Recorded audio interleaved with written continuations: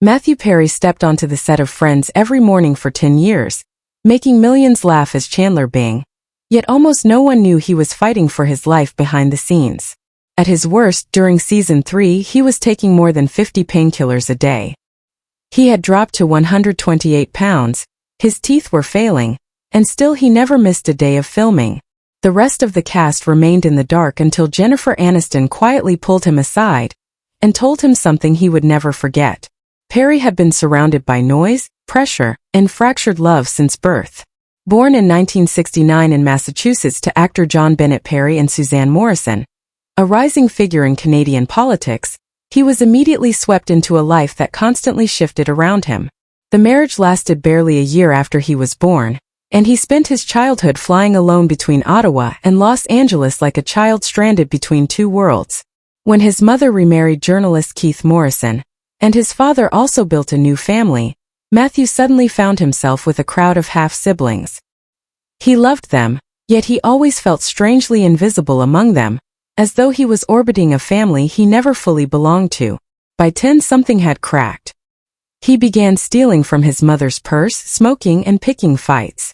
Once, he and a friend ganged up on a boy named Justin Trudeau, who would one day become Canada's Prime Minister.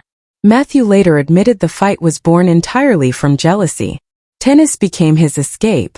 He played obsessively, trained 10 hours a day, and was ranked highly in youth competitions.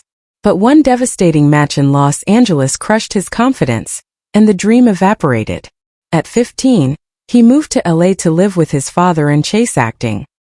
He earned a reputation at his private school as the Old Spice guy's son, but he stood out on stage. He joined improv groups, won leads in school productions, and even left a prestigious role to take a film job. By then, alcohol had already crept into his life. He drank not for fun but to deaden the swirling noise in his head. Acting roles came steadily but without real impact. Guest spots, failed sitcoms, brief moments of attention that never lasted. He began stealing again, drinking more, and battling panic attacks he told no one about. His life changed in 1994 when he got hold of the script for a new sitcom called Friends Like Us. Chandler's voice leapt off the page with a familiarity that startled him. He wanted the role so badly it scared him. At first, he wasn't allowed to audition due to another contract. But when that fell apart, he walked into the casting office already knowing every line by heart. He was cast within a week, the last of the 6 to be chosen, and for a moment, the fame he had prayed for seemed to deliver everything he had ever wanted. But addiction followed him into success. Even as Friends exploded in popularity, he was drinking heavily. After 3 years, a jet ski accident led to Vicodin, and opioids took hold of him with terrifying speed. He started swallowing more than 50 pills a day, adding vodka on top. His weight plummeted, his hands shook, and his body could barely handle the strain. Yet he kept working. He hid symptoms under makeup, made audiences roar with laughter, and carried on scenes while in agony. Matthew's timing and sarcasm became iconic. Writers often kept his improvised lines because no one else could deliver them like he could. But off camera he was breaking down. He faked injuries to get pills. He went to strangers' open houses and stole prescriptions from their bathrooms. His body eventually collapsed, causing pancreatitis, and he ended up in the hospital weighing barely more than a child. Still, he refused to take a break from filming. Even when he entered rehab, he returned as soon as he was discharged. During one season finale, Chandler and Monica's wedding, he was vomiting from withdrawal between takes. When the director called wrap, a sober companion escorted him straight to a waiting car and drove him to treatment while he was still wearing the tuxedo from the scene. Jennifer Aniston eventually confronted him gently but firmly, telling him, "We can smell the alcohol on you." Hearing "we" devastated him. For a moment he felt exposed and loved at the same time. The cast threatened to walk if he didn't get help. He tried recovery repeatedly. The only time he managed to stay fully sober during filming was season 9. And he said it was the only year he truly remembered enjoying being Chandler.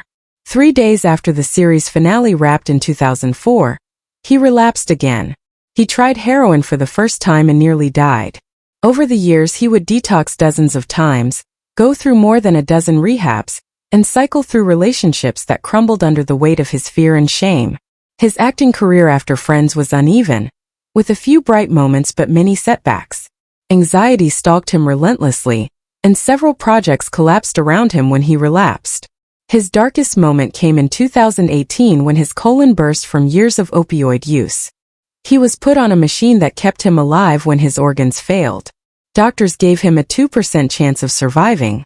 He endured surgery after surgery, months in the hospital, and humiliating complications that left him feeling stripped of everything but sheer stubborn survival. When he wrote his memoir, Friends, Lovers, and the Big Terrible Thing, he laid out the brutal truth. More than 60 detoxes, millions spent on trying to get sober, endless cycles of hope and collapse. The book was raw, painful, and honest in a way he had never allowed himself to be publicly. Even as his body weakened, he tried to rebuild his life. He created a sober living facility, wrote plays that revealed his deepest wounds, and said repeatedly that he wanted to be remembered not for Chandler Bing, but for helping people escape addiction. Pickleball became his new joy, something grounding and healthy that cleared the chaos in his mind. But in October 2023, after a routine game and a normal day, he was found dead in his hot tub. The autopsy revealed an overdose of ketamine combined with drowning. The dosage in his system was far beyond anything used for treatment and far too high to have come from his last supervised session. Investigators discovered a network of illegal suppliers providing him with powerful doses. Several people were charged, including a doctor, a dealer known as the Ketamine Queen, and his assistant. Some now face long prison sentences. After his death, the memoir surged to millions of copies sold. His friends, family, and team launched the Matthew Perry Foundation to continue his mission of helping others fight addiction. He had once said he wanted his legacy to be the lives he saved, not the character he played. Matthew Perry spent his whole life trying to make people laugh, even as he drowned in pain no one could see. In the end, he remained what he had been since childhood, a man desperate to feel loved, who fought harder than most just to stay alive, and who left behind a story that continues to help others long after he is gone.